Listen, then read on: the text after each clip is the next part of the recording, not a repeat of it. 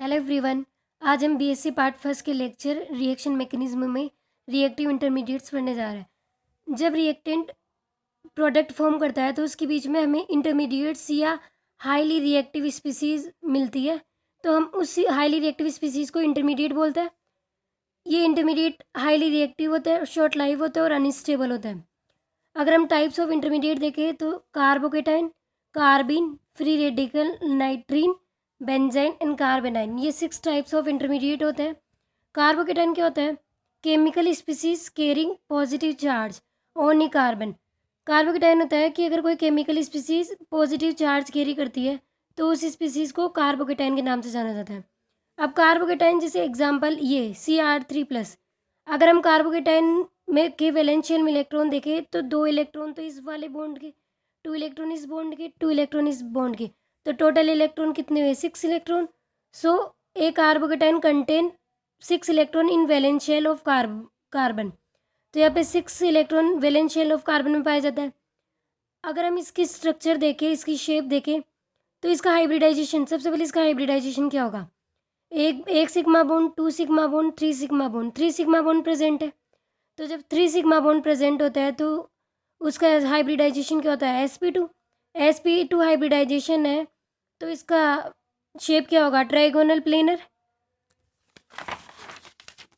अगर हम formation of carbocation देखें तो सबसे पहले है फ्रॉम एल्किन। एल्किन में क्या हुआ? जैसे एल्किन है, इस एल्किन की रिएक्शन अगर हम कंसनट्रेट H2SO4 या किसी एसिडिक मीडियम जैसे पेराटोलुइन सल्फोनिक एसिड और डाइल्यूट H2SO4 इनकी प्रेजेंस में एल्किन की रिएक्शन करवाते हैं तो ये बॉन्ड ब्रेक होता है। ये जैसे इस वाली एल्किन में अगर हम देखें तो ये डबल बॉन्ड इधर आएगा, तो जब ये इधर शिफ्ट होगा तो यहाँ पे नेगेटिव चार्ज आएगा और यहाँ पे क्या आएगा? Positive charge. जब यहाँ पे पॉजिटिव चार्ज आएगा तो इस नेगेटिव चार्ज पे तो ये H+ आके ऐड हो जाएगा, यहाँ पे पॉजिटिव चार्ज फॉर्म हो गया, तो ये क्या हो? हमारे पास ये कार्बोकेटाइन मिल गया। और अगर सेकंड एग्जांपल में हम देखें तो जब इसकी रिएक्शन कंसनट्रेट H2SO4 से करवाता है तो ये ऑक्सीजन क्या होता है? अपना प्लस एम इफेक्ट शो करेगा, तो ये प्लस एम इफेक्ट शो करेगा तो ऑक्सीजन अपने लोन पेयर इधर डोनेट करेगा, ये पाई बॉन्ड इधर शिफ्ट होगा। तो ओवरऑल देखिए तो ये डबल बॉन्ड ऐसे शिफ्ट होगा, तो यहाँ पे तो पॉजिटिव, यहाँ पे नेगेटिव, तो हमें इधर ये कार्बोकेटाइन फॉर्म होगा। और सेकंड है फ्रॉम एल्काइल हैलाइड। अगर एल्काइल हैलाइड की रिएक्शन हम पोलर सॉल्वेंट में करवाते हैं तो हमें कार्बोकेटाइन मिलता है। जैसे एल्काइल हैलाइड की रिएक्शन, जैसे ये है R और X, तो X की इलेक्ट्रोनेगेटिविटी R से ज़्यादा है या कार्बन से ज़्यादा है, तो ये बॉन्ड के इलेक्ट्रॉन इधर शिफ्ट होंगे, तो X पे तो नेगेटिव और R पे पॉजिटिव, तो हमें ये क्या मिल गया? कार्बोकेटाइन। और अगर एल्काइल हैलाइड की reaction halogen carrier, halogen carrier क्या होता है? जो कि हेलोजन को लेके चले जाते हैं रिएक्शन से या कंपाउंड से, जैसे AlX3, सभी लुईस एसिड हेलोजन कैरियर होता है, जैसे AlX3, BX3, Ag+, AgNO3, SbX5, X यहाँ पे क्या हो सकता है? Fluorine, chlorine, bromine. ये क्या होता है? SbCl5, SbF5, ये लुईस एसिड होता है। तो ये क्या करता है? RX से हेलोजन ले लेंगे तो ये as a halogen carrier as a halogen carrier work करता है, तो ये इस RX में से X ले लेंगे और हमें R+ कार्बोकेटाइन फॉर्म होता है। जैसे अगर हम इस एग्जांपल में देखें तो इसकी रिएक्शन AlCl3 से करवाता है, तो AlCl3 इस Cl को अपनी तरफ ले लेगा, ये Cl को ले जाएगा और AlCl4- फॉर्म हो जाएगा यहाँ पे, और हमें क्या मिल जाएगा? बेंजिल कार्बोकेटाइन, क्योंकि जब ये Cl जाएगा तो यहाँ पे पॉजिटिव मिलेगा, तो ये हमें क्या मिल गया? Benzyl carbocation. जब इसकी रिएक्शन SbF5 से करवाता है तो SbF5 क्या है? एक लुईस एसिड, एक हेलोजन कैरियर, तो ये क्या करेगा? इस फ्लोरीन को ले लेगा, तो यहाँ पे ये फ्लोरीन इधर जाके यहाँ पे आएगा, SbF6 बनाएगा और ये हमें यहाँ पे पॉजिटिव चार्ज मिल जाएगा, तो ये क्या हो गया? ये एक एरोमेटिक कंपाउंड ऑब्टेन हो जाता है हमें। तो एरोमेटिक कंपाउंड ऑब्टेन हो गया। अब थर्ड है फ्रॉम एल्कोहल। अगर हम एल्कोहल की रिएक्शन H+ से किसी एसिडिक मीडियम जैसे कंसनट्रेट H2SO4, HCl, HBr से करवाए तो ऑक्सीजन पे लोन पेयर है, तो ये क्या करेगा? ऑक्सीजन अपने लोन पेयर इस H+ को देगा, हमें क्या मिलेगा? ROH2+। OH2+ एक गुड लिविंग ग्रुप है तो ये तो बाहर निकल जाएगा और हमें R+ एक कार्बोकेटाइन फॉर्म होता है। अगर हम इस एल्कोहल की reaction BF3 is a Lewis acid work करता है, तो ये ऑक्सीजन अपने लोन पेयर इस लुईस से बोरोन के वैकेंट ऑर्बिटल में देता है, तो इस पे ऑक्सीजन पे क्या आ जाएगा? पॉजिटिव चार्ज, और BF3 पे क्या आ जाएगा? Negative charge. ये एक कॉम्प्लेक्स बन गया, ये क्या? एक लिविंग ग्रुप, तो ये तो ऑक्सीजन पे पॉजिटिव चार्ज है, तो पॉजिटिव चार्ज ऑक्सीजन पे क्या होता है, अनस्टेबल। तो ये ऑक्सीजन बॉन्ड के इलेक्ट्रॉन अपनी तरफ लेता है और न्यूट्रल हो जाता है और हमें कार्बोकेटाइन ऑब्टेन होता है। फ्रॉम फोर्थ है फ्रॉम एसिड हैलाइड। जब एसिड हैलाइड की रिएक्शन हम AlCl3 या किसी हेलोजन कैरियर से करवाते हैं तो ये AlCl3 ले लेगा और AlCl4- फॉर्म करता है और हमें एसाइल कार्बोकेटाइन ऑब्टेन होता है RCO+। इसे बोलते हैं एसाइल कार्बोकेटाइन। हमें फाइव है from diazonium salt. Diazonium salt जैसे Rn2+X-, इसको हीट करता है तो N2+ क्या है, एक गुड लिविंग ग्रुप, तो ये तो बाहर निकल जाएगा और हमें कार्बोकेटाइन ऑब्टेन होता है R+। अब है स्टेबिलिटी ऑफ कार्बोकेटाइन। अगर हम कार्बोकेटाइन की स्टेबिलिटी देखें तो स्टेबिलिटी ऑफ एल्काइल कार्बोकेटाइन क्या होता है, जैसे R+, CS एग्जाम्पल जैसे CH3+, CH3, CH2+, ये सब क्या होता है एल्काइल कार्बोकेटाइन जिनमें कोई डबल बॉन्ड नहीं पाया जाता। तो इनमें स्टेबिलिटी देखें तो 3 डिग्री कार्बोकेटाइन ज़्यादा स्टेबल होता है 2 डिग्री से, 2 डिग्री ज़्यादा स्टेबल होता है 1 डिग्री से। 3 डिग्री वाले कार्बोकेटाइन को ट्रेस्टिब्यूटाइल कार्बोकेटाइन बोलते हैं, 2 डिग्री वाले को आइसोप्रोपाइल कार्बोकेटाइन, 1 डिग्री वाले को इथाइल कार्बोकेटाइन बोलते हैं। तो अगर हम इसकी स्टेबिलिटी देखें तो stability of carbocation depends upon 2 factor. Alkyl carbocation की स्टेबिलिटी 2 फैक्टर्स पे डिपेंड करती है। सबसे पहला फैक्टर है इंडक्टिव फैक्ट।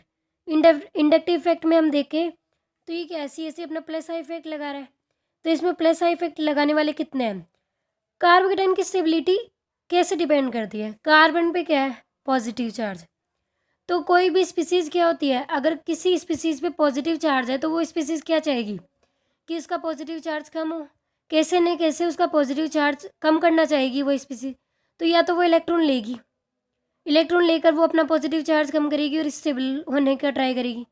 अगर हम कार्बोकेटाइन के पास कोई इलेक्ट्रॉन रिलीजिंग ग्रुप लगा दे तो इलेक्ट्रॉन रिलीजिंग ग्रुप क्या है, अपने इलेक्ट्रॉन कार्बोकेटाइन को डोनेट करेगा, तो ये इसकी स्टेबिलिटी इंक्रीज करता है। और अगर हम कार्बोकेटाइन के पास कोई इलेक्ट्रो विड्रॉइंग ग्रुप लगा दे तो इलेक्ट्रो विड्रॉइंग ग्रुप क्या करता है, कार्बोकेटाइन में पहले ही पॉजिटिव चार्ज है, इलेक्ट्रो विड्रॉइंग ग्रुप क्या होता है, इलेक्ट्रो विड्रॉ या इलेक्ट्रो खींचने का कार्य करता है। तो ये पॉजिटिव चार्ज है, तो ये पॉजिटिव चार्ज से और इलेक्ट्रॉन लेंगे, तो ये इसके पॉजिटिव चार्ज को और बढ़ा रहा है, तो ये इसकी स्टेबिलिटी को डिक्रीज कर रहा है। तो पॉजिटिव चार्ज वाली स्पीसीज क्या करना चाहेगी, वो अपना पॉजिटिव चार्ज कम करना चाहेगी और स्टेबल होना चाहेगी। तो यहाँ पे क्या है, 3 डिग्री कार्बोकेटाइन में ये CH3 अपना प्लस आई इफेक्ट लगा रहा है, ये वाला CH3 भी अपना प्लस आई इफेक्ट लगा रहा है और ये वाला CH3, तो यहाँ पे 3 CH3 प्लस आई इफेक्ट लगा रहा है, तो इसकी स्टेबिलिटी ज़्यादा होती है। 2 डिग्री वाले में देखें तो 2 CH3 अपना प्लस आई इफेक्ट लगवाता है और 1 डिग्री वाले में ओनली 1 CH3, तो इसकी ओवरऑल स्टेबिलिटी का ऑर्डर क्या हो गया, 3 डिग्री, 2 डिग्री एंड 1 डिग्री। अगर हम हाइपर कॉन्जुगेशन से देखें तो जैसे जैसे number of alpha hydrogen atom increase होता है तो number of hyper conjugative structure increase होती है, तो स्टेबिलिटी ऑफ कार्बोकेटाइन इंक्रीज होता है। तो जैसे हम देखें तो यहाँ पे ये क्या है, पॉजिटिव चार्ज है, तो ये पॉजिटिव चार्ज से जुड़ा CH3 ये क्या हो गया अल्फा, ये वाला कार्बन भी क्या हो गया अल्फा, ये वाला कार्बन भी क्या हो गया अल्फा। अल्फा कार्बन से जुड़े हुए हाइड्रोजन क्या हो गए अल्फा हाइड्रोजन एटम, तो इसमें 3 अल्फा हाइड्रोजन एटम, ये रहे 3, ये रहे 3, ये रहे, टोटल कितने हो गए 9 अल्फा हाइड्रोजन एटम। यहाँ पे कितने हो गए 3 इसके 6 अल्फा हाइड्रोजन एटम। और 1 डिग्री एल्काइल हैलाइड में 1 डिग्री कार्बोकेटाइन में कितने हैं 3 अल्फा हाइड्रोजन एटम। तो ओवरऑल स्टेबिलिटी क्या हो गई 3 डिग्री, 2 डिग्री एंड 1 डिग्री। तो हाइपर कॉन्जुगेशन में क्या होता है, जैसे ये अगर हम 1 डिग्री का देखें तो इस पर पॉजिटिव चार्ज है, ये हाइड्रोजन अपने इलेक्ट्रॉन इस बॉन्ड को देगा और H+ के रूप में बाहर निकल जाएगा। ऐसे ही ये हाइड्रोजन भी दे सकता है और ऐसे ही ये हाइड्रोजन भी दे सकता है। तो यहाँ पे टोटल कितनी 3 हाइपर कॉन्जुगेटिव स्ट्रक्चर फॉर्म हो रही है। तो ये 1 डिग्री में 3 फॉर्म होगी, 3 डिग्री में 9 होगी, 2 डिग्री में 6 होगी, क्योंकि 3 डिग्री में क्या है 6 अल्फा हाइड्रोजन एटम, 2 डिग्री में क्या है 6, 3 डिग्री में 9 अल्फा हाइड्रोजन एटम है, 2 डिग्री में 6 है और 1 डिग्री में 3 अल्फा हाइड्रोजन एटम है। तो ओवरऑल स्टेबिलिटी क्या हो गई 3 डिग्री, 2 डिग्री एंड 1 डिग्री। अगर हम बेंजाइल कार्बोकेटाइन और एराइल कार्बोकेटाइन की स्टेबिलिटी का ऑर्डर देखें, सबसे पहले स्टेबिलिटी ऑफ एराइल कार्बोकेटाइन। तो एराइल कार्बोकेटाइन ये जैसे हमारे पास एराइल कार्बोकेटाइन है, यहाँ पे CH2 पे पॉजिटिव चार्ज है, ये डबल बॉन्ड इधर शिफ्ट होता है तो इस वाले कार्बन में पॉजिटिव चार्ज आएगा और इधर डबल बॉन्ड हो जाएगा। तो यहाँ पे कितनी रेजोनेटिक स्ट्रक्चर बन रही है 2 रेजोनेटिक स्ट्रक्चर बन रही है। तो अगर हमें कोई पूछे कि एराइल या एलाइल कार्बोकेटाइन स्टेबल क्यों होता है, रेजोनेंस की वजह से टोटल रेजोनेटिक स्ट्रक्चर कितनी होती है, 2 रेजोनेटिक स्ट्रक्चर। और अगर हम बेंजाइल कार्बोकेटाइन देखें तो बेंजाइल कार्बोकेटाइन में देखें तो ये क्या है, ये बेंजाइल कार्बोकेटाइन, ये CH2 पे पॉजिटिव चार्ज है तो ये डबल बॉन्ड इधर शिफ्ट होंगे तो यहाँ पे पॉजिटिव चार्ज आएगा। फिर ये वाला डबल बॉन्ड इधर शिफ्ट होगा तो यहाँ पे पॉजिटिव चार्ज आएगा। फिर ये वाला डबल बॉन्ड इधर शिफ्ट होगा तो यहाँ पे पॉजिटिव चार्ज आएगा। तो टोटल हमें 4 रेजोनेटिक स्ट्रक्चर मिल रही है।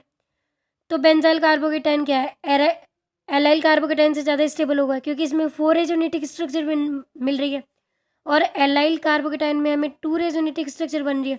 और अगर हम सेम रेजोनेटिंग स्ट्रक्चर इसमें बनाए C6H5 का ऑल्ट वाइज CH+, तो यहाँ पे हमें 7 रेजोनेटिंग स्ट्रक्चर मिलती है। और अगर C6H5 का ऑल्ट वाइज C+ में देखें तो यहाँ पे 10 रेजोनेटिंग स्ट्रक्चर मिलती है।